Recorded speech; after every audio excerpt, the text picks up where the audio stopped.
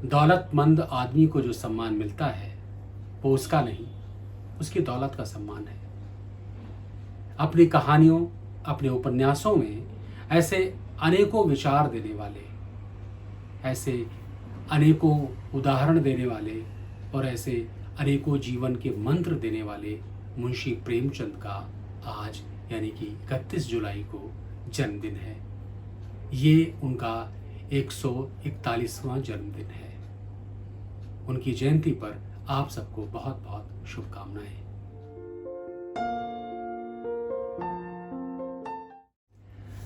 नमस्कार, आप सबका एक बार फिर से स्वागत है हमारे इस शेखर वाणी चैनल में। इसमें मैं आपके लिए लेकर आता रहता हूँ बेहतरीन किताबें, कहानियाँ और फिल्मों के बारे में बात। आज मैं ये विशेष कुछ आपके लिए लेकर आया हूँ, कुछ स्पेशल, क्योंकि बात ही ऐसी है। यह 31 जुलाई और 31 जुलाई साहित्यकारों के सिरमौर, उपन्यास सम्राट, महान कहानीकार मुंशी प्रेमचंद का जन्मदिन है। और इस दिन को हम कैसे भूल सकते हैं। कोई भी साहित्यकार, कोई भी कलाकार मुंशी प्रेमचंद को भुला नहीं सकता। वो भारत के पर्यायवाची रहे हैं। अगर आपने उनकी कहानियां नहीं पढ़ी, उनके उपन्यास नहीं पढ़े, तो आप भारत के समाज को समझ नहीं सकते हैं। उनके उपन्यासों में हमारा जो भारत है, हमारा जो गांव है, हमारा जो जनजीवन है, वो रचा बसा है। 31 जुलाई 1880 को लम्ही में जन्मे प्रेमचंद और उन्होंने 1901 से कहानियां लिखना आरंभ कर दिया था।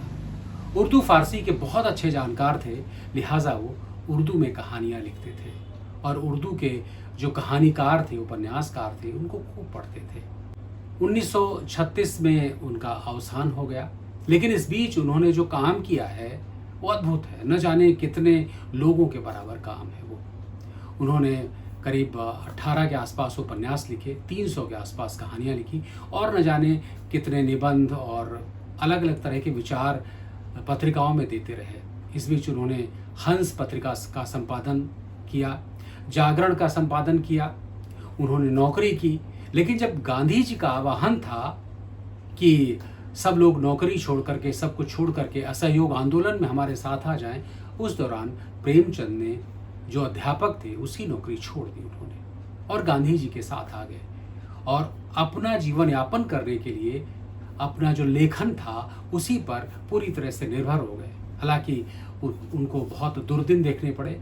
उस दौरान बहुत सारा कर्जा भी हो गया और जिस चीज़ का उन्होंने अपने उपन्यासों में बहुत जिक्र भी किया है कि जब एक साहूकार से व्यक्ति कर्जा लेता है तो किस तरह से उसका जीवन चक्र फंसता जाता है और उसमें वो डूब के रह जाता है।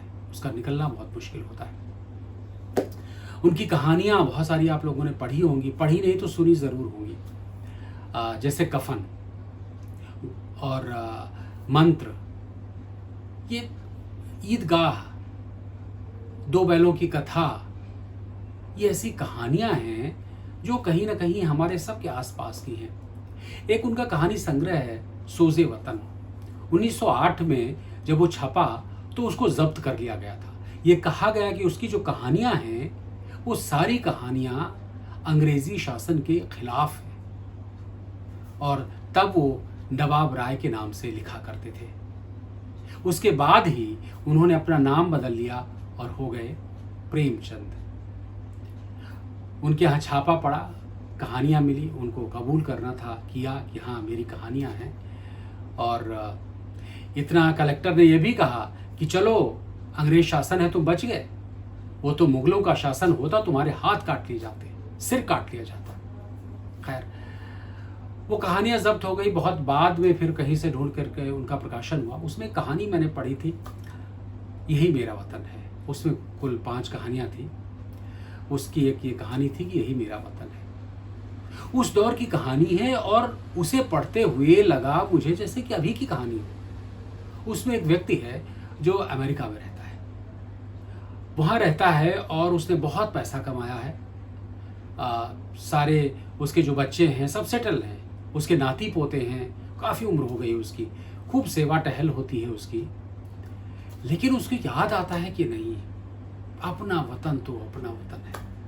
और एक दिन ठान लेता कि नहीं, मुझे भारत जाना है, और लौट करके आता है।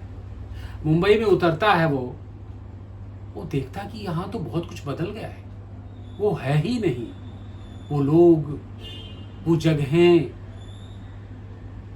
ये नहीं है। वो फिर दूसरी जगह जाता है, तीसरी जगह जाता है, वो यहाँ वहाँ भटक रहा, लेकिन उसे कहीं अपना देश दिखाई नहीं देता है। फिर वो जाता है बनारस, और बनारस के घाट देखता है, गंगा जी को देखता है, और पनिहारिनों को वहाँ से पानी ले जाते हुए देखता है, वो गीत सुनता है, कहता नहीं, यही है मेरा वतन, यही है मेरा वतन।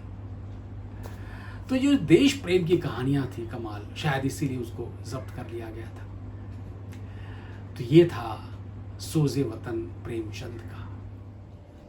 1906 से लेकर 1936 के बीच लिखा गया प्रेमचंद का साहित्य, कहना चाहिए कि साहित्यिक और सांस्कृतिक दस्तावेज है।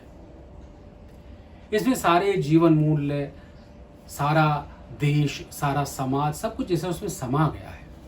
सेवा सदन, प्रेमाश्रम, करबला और निर्मला, न जाने कितनी कहानियाँ, उपन्यास इसमें आए हैं। और उनका जो आखिरी उपन्यास है गोदान, वो तो बड़ा कमाल का, बड़ा अद्भुत, बड़ा कंप्लीट सा उपन्यास है। और दुनिया के जो महान उपन्यास हैं उनकी श्रेणी में उसका नाम आता है। जैसे मैंने जिक्र किया था कि मोहन राकेश का जो आखिरी नाटक था आधे अधूरे, तो बड़ा कंप्लीट सा नाटक, आखिरी नाटक। उसी तरह इनका जो उपन्यास था ये गोदान, बड़ा कंप्लीट था। और वो आखिरी कहानी कफन, इनकी कहानियों को इतना ज़्यादा मंचन किया गया है, इतना ज़्यादा लोगों ने पढ़ा है कि पूछिए मत। हर कहानी का मंचन, इन्होंने 3 नाटक भी लिखे, लेकिन जो कहानी उपन्यास का जो लेवल था इतना ज़्यादा था, इतनी ज़्यादा प्रसिद्ध थी कि नाटकों पर ज़्यादा ध्यान नहीं गया किसी का। कुछ बहुत ही महत्वपूर्ण कहानियाँ जो हम लोगों ने अपनी कक्षाओं में पढ़ी, किसी न किसी क्लास में ज़रूर पढ़ाई जाती थी। नमक का दरोगा, आप सबको याद होगा, पूस की रात, मंत्र, कफन। मंत्र कहानी मुझे बहुत ज़बरदस्त लगती थी। उसमें अब देखिए कि संवेदनाओं का जो उत्थान पतन है, कमाल है। अब देखिए कि उसमें जो डॉक्टर हैं, डॉक्टर चड्ढा बहुत बड़े डॉक्टर हैं, नियम के, कायदे के, समय के बहुत पाबंद हैं। मतलब इतने पाबंद हैं कि किसी की जान जा रही हो तो जा रही हो, हमें इस समय खेलने जाना है, इस समय क्लिनिक बंद करना है, इस समय खोलना है, बिल्कुल टाइम से। और उसी दौरान एक बूढ़ा, एक गरीब आता है, उसका बच्चा बीमार है, कहता है कि मेरे डॉक्टर साहब मर जाएगा मेरा बच्चा, आप देख लो। डॉक्टर साहब कहते नहीं, मेरा वक्त हो गया है, मुझे गोल्फ खेलने जाना है। बहुत गिड़गिड़ाता है, बहुत रोता है, बहुत तड़पता है, लेकिन डॉक्टर साहब पसीजते नहीं। चलिए, गरीब का बच्चा था, मर गया। डॉक्टर साहब का एक लड़का है, बहुत पढ़ा लिखा, बहुत शानदार। उससे जो है सांपों का शौक है, सांप पालने का। और एक दिन होता क्या है कि उसने अपने घर में पार्टी रखी हुई है, दोस्तों को बुलाया है, और खूब पार्टी वार्टी चल रही है, सबको एक एक करके वो दिखा रहा है, ये देखिए ये सांप, ये सांप, ये सब लोग अपना देखते हैं। बाद में पता नहीं कैसे क्या होता है कि कोई तो सांप उसको काट लेता है। सारे जतन किए जाते हैं,